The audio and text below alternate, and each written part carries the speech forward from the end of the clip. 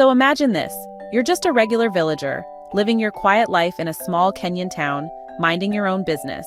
When suddenly, boom! You've accidentally become a national hero, and the entire village is treating you like you're the next big thing. You're like, did I miss the memo? What did I do again? This, my friends, is Mugo's life. A quiet man keeping to himself, carrying around more secrets than your favorite reality TV star. Everyone in the village is like, Mugo, you're the hero we've been waiting for. You must speak at the Uhuru celebration. And Mugo, my man, is sweating bullets thinking, wait, they want me to give a speech? About what? I'm no leader, I've been avoiding people like it's my full-time job. But you see, the plot thickens. While the village is getting hyped for the independence celebration, planning the parades, figuring out which auntie makes the best mandazi for the party, they're also on a secret hunt. Oh yeah, there's some serious suspense going on. Someone betrayed Kihika, the movement's hero, to the colonial government. And guess what? The villagers are out here trying to uncover the ultimate snitch, the one who sold Kihika out. Now, in the meantime, we've got all sorts of characters running around. Gikonyo, the hardworking guy who's been in detention for years, comes home only to find out his wife Mumbi has a new baby. Yeah, awkward family reunions, right? And speaking of Mumbi, she's caught in this love triangle with Gikonyo and Karanja, the guy who sold out to the colonials and somehow still thinks he's the village heartthrob. Trust me, the drama here is like a soap opera on steroids, but with colonial politics, betrayal, and, well, a grain of wheat. So, while everyone's trying to figure out who betrayed the movement, Mugo's out here looking guilty. Why, you ask? Oh, because he might be hiding the biggest secret of them all. And that, my friends, is just scratching the surface of the story. Surprise, surprise, the story I just told you is from A Grain of Wheat by Ngugi wa Thiongo, one of the best novels to come out of Africa. And it's not just me saying that, it's literally on the list of the best 100 African books of the 20th century. This novel isn't just a story about Kenya's independence.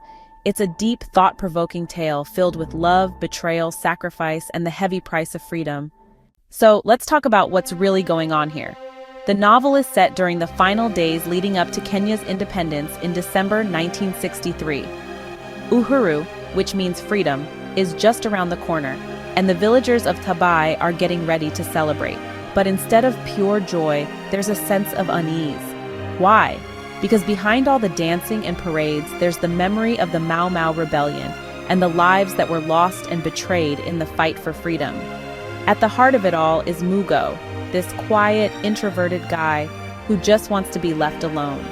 But the village sees him as a hero because he once stood up to the colonials during his time in detention. Now they're pushing him to be the keynote speaker at the big Uhuru celebration. But what they don't know is that Mugo has a dark secret, a really dark secret. He's the one who betrayed Kihika, the village's beloved freedom fighter, to the British. Yep, the guy everyone's calling a hero is actually the traitor they've been looking for all along. Meanwhile, we've got Gikonyo, who spent 6 years in detention only to come home and find that his wife, Mumbi, had a child with Karanja, his former friend and now enemy. Karanja, of course, sold out to the colonial government and became a home guard, a collaborator who helped the British suppress the rebellion. And let's just say, Gikonyo's not too thrilled about this unexpected addition to the family.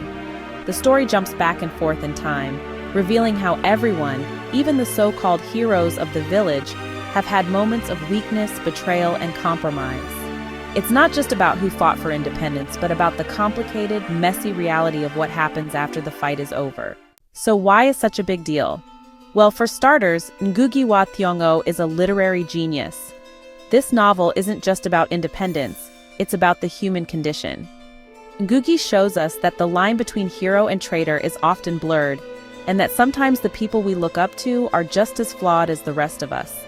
Ngugi also uses to explore the psychological impact of colonialism on both individuals and communities. It's not just the British who are the bad guys here. Some of the worst betrayals come from within the village itself. It's a powerful commentary on how colonialism pits people against each other, turning friends into enemies and neighbors into strangers. And let's not forget the symbolism. The title itself, A Grain of Wheat, is a reference to the Bible. Unless a grain of wheat falls into the earth and dies, it remains alone. But if it dies, it bears much fruit. Kihika, the freedom fighter, is the grain of wheat. His death, his sacrifice, is what ultimately leads to Kenya's independence. But that independence comes at a cost, and not everyone gets to enjoy the fruits of freedom equally. Ngugi doesn't shy away from showing the disillusionment that follows independence. The people who fought for freedom don't get to ride in fancy cars or sit in parliament. No, those privileges go to the elites who didn't lift a finger during the struggle. Sound familiar? Yeah, Ngugi's critique of post-colonial Africa is sharp, and it still rings true today. Conclusion. In the End is a story about struggle, sacrifice, and the complicated reality of freedom. It's not just a history lesson about Kenya's independence, it's a deep dive into what it means to fight for something bigger than yourself, and the scars that fight leaves behind. If you're into books that make you think, question everything, and feel deeply, then A Grain of Wheat is a must-read. And if you love stories with complex characters, political intrigue, and just the right amount of drama, this book will not disappoint.